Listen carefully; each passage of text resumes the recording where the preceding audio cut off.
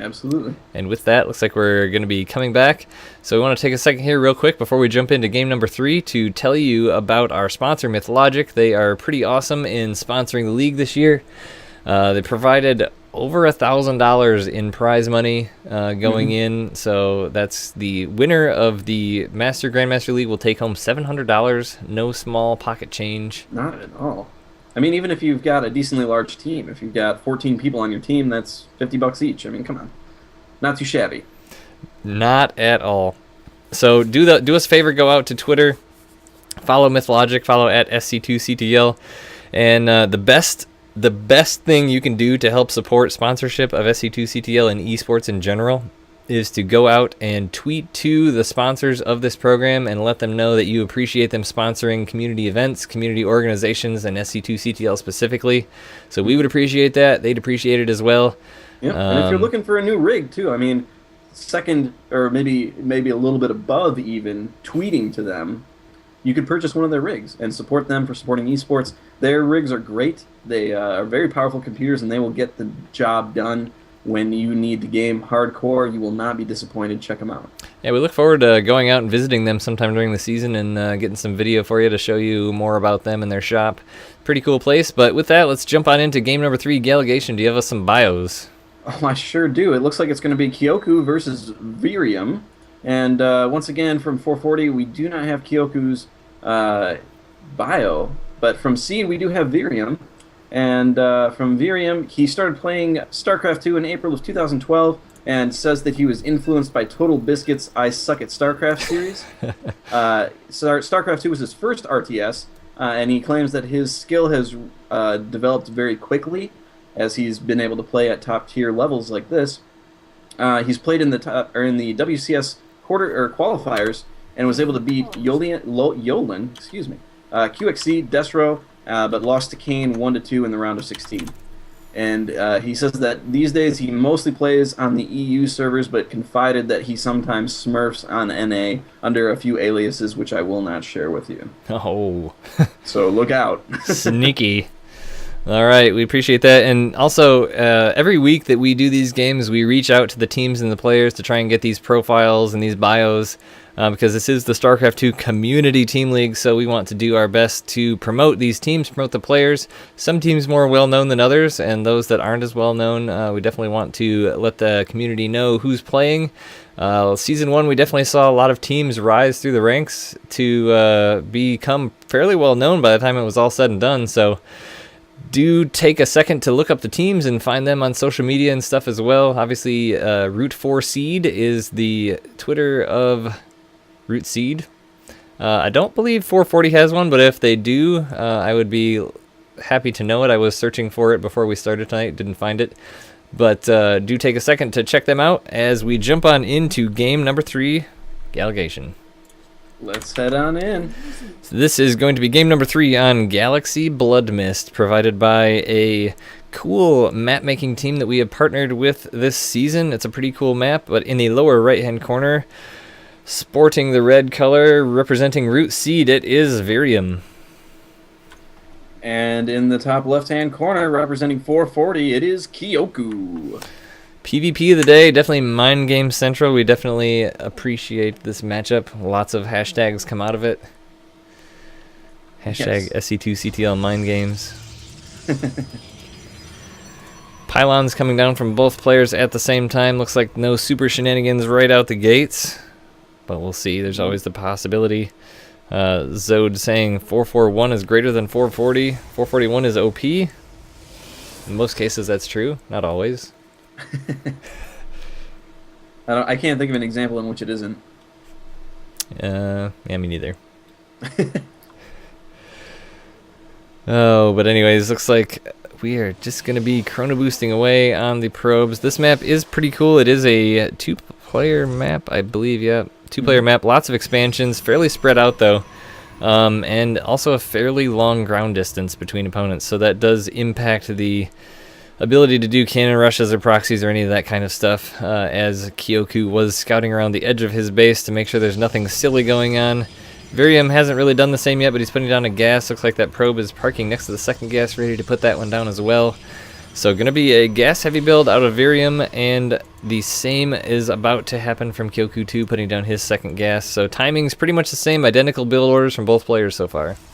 Yeah, and I feel like we see that pretty frequently in PvP, is that you see a lot of these kind of mirrored, synchronized builds right at the beginning, and then right after the Cybernetics core. Yeah. Well, I was going to say around the 5-6 minute mark, they kind of start to split off into very different directions. That is true. Looks like the Cybernetics core down just slightly earlier for Kyoku. Is he going to press that into an advantage? I don't know. Virium is doing a little bit of scouting at his natural, looking for pylons or any other things that may be going on. Kyoku has the sort of same idea at the same time, going opposite directions, playing Ring Around the Rosie around this map. It is.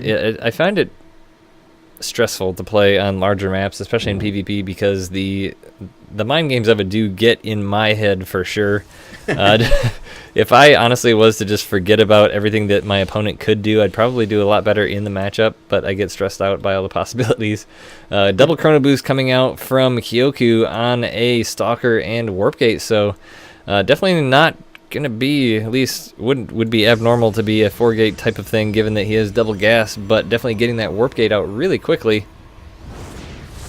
Mothership Core taking some shots at the probe of Kyoku that is working its way out. It is going to be trapped in the back there as the Mothership Core has cut its escape route off, and given that it is mostly dead, that probe should be toast here relatively quickly.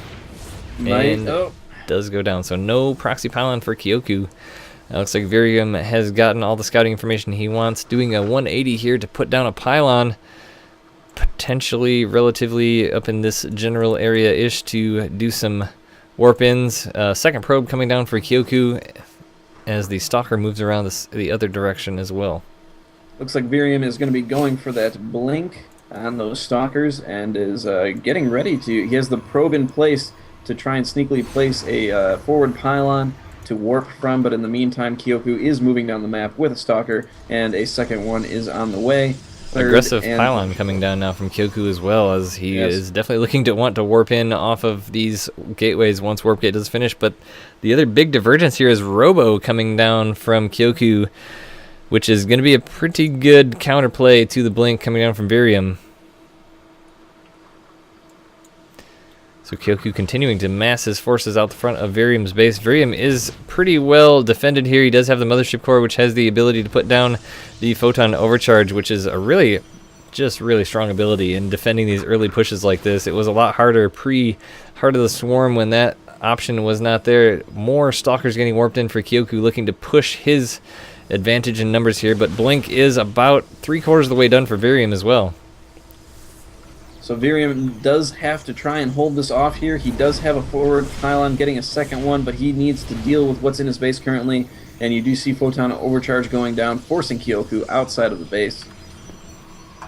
Yeah, and that last, the Warp Gate of Virium was a little bit behind that of Kyoku, obviously, as the Warp Gates were opening up as Kyoku was in Virium's base, but that blink is now done, so it is going to be an advantage. Robo just finishing up for Virium as well. No production out of Kyoku right now, putting all of his money and warp cycles into those Stalker warp-ins. And, you know, with Kyoku getting Immortals, though, the blink is maybe not going to be as effective. Going to be able to have greater mobility, but those Immortals can eat through Stalkers very quickly. Yeah, very smart of Kyoku to start the production of those Immortals, as he can see that his push did not work.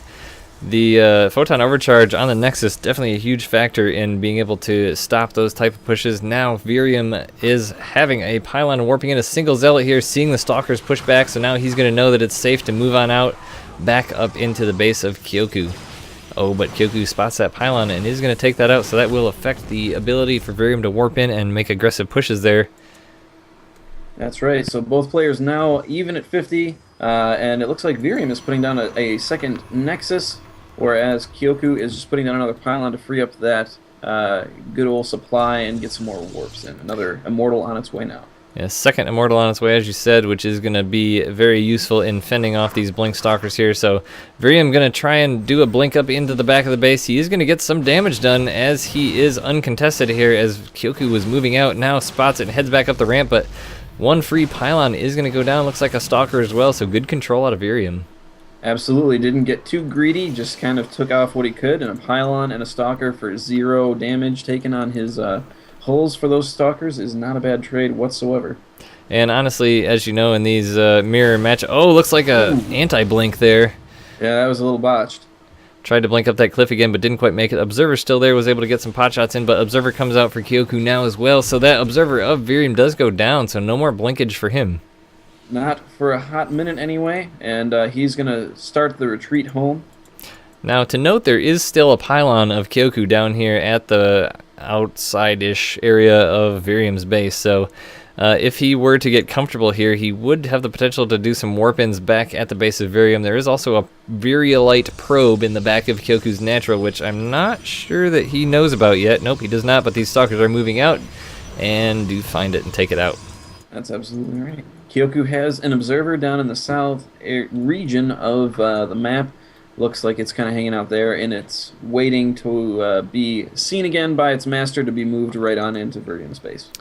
So now after these two pushes were unsuccessful from both players, taking a 10,000 foot view at what's going on here, Virium does appear to be in a slightly better position as he has a little bit, about 10 more supply than his opponent, but Kyoku does have the immortal lead and Virium has the blink tech, so that, in my opinion, sort of evens them out. So both players now going to take a moment, sit back, tech up a bit, get their expansions. The aggression from the other player is pretty much at a minimum right now.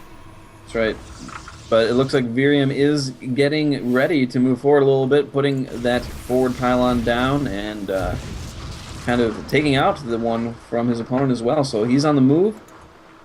Also, that's a lot of energy on those sentries, so that leaves the potential for quite a bit of hallucinations or force fields. And there's no massive units on the field yet for either player, so... Kyoku does have a hallucinated Phoenix heading across the map to do some scouting. Kind of goes into a not useful position. Virium now really wanting to get some aggression going on here, as he does have a pylon taken out, but puts down a second one. It is going to delay some warps, but he's going to push on up here. Does have those sentries with all that energy, but decides to blink back as the photon overcharge goes down. 3 immortals on the field for Kyoku, as well as a decent number of sentries of his own, so both players got fairly similar armies right here. That's right, but Virium looking to shake things up a little bit. It does have a War Prism coming out. Definitely a good utilitous item there, as you can use those to warp in the back of Kyoku's base. That's so frustrating when you've got the aggression and pressure going out up front. Warp in 2 to 3 zealots in the mineral line in the main base. Oh, but he does have the idea to warp in a couple zealots into the main, but photon overcharge goes down, burns some of that mothership core energy.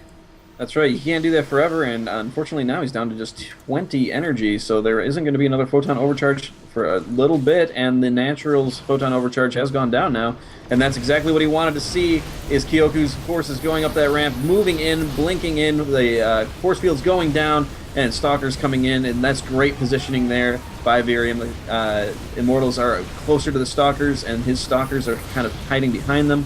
This is heavily going in Virium's favor currently. Aggressive blink there by Virium to blink up and take out one of those Immortals. Now has 3 Immortals to 0. GG, well played.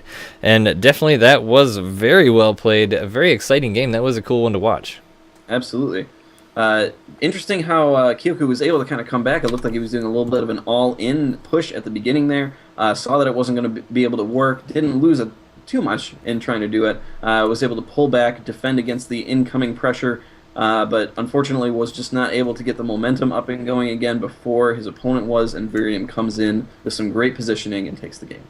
Yeah, I definitely felt like the move of blinking those 3 stalkers into the main base and forcing Virium to use that second photon overcharge really changed the outcome of that push, because he really didn't need to do that, I don't think, because all those stalkers were there for was just to bait that photon overcharge. And then once the overcharge died out on the natural expansion, he was able to push on in there, and really with his positioning, it was an even fight. And if he would have had that photon overcharge, it might have turned it, but who knows? It was a good game by both players, and I love in PvP, that's one of the coolest things is, you see that early aggression coming out, and it's just a sort of a dance, more like, than some of the other mirror matchups. One player pushes, it doesn't quite feel right, I'm going to pull back. So the other one comes in, it doesn't quite feel right, I'm going to pull back. But definitely leads to some interesting games. So GG to both players. Absolutely. So with that, I think we'll take a quick 30-second break as we run a commercial here before we head on into game number 4. If you're running that ad block, do us a favor, turn it off so we can make a couple pennies to help support SC2CTL and the league operations. We appreciate it, and we will be right back.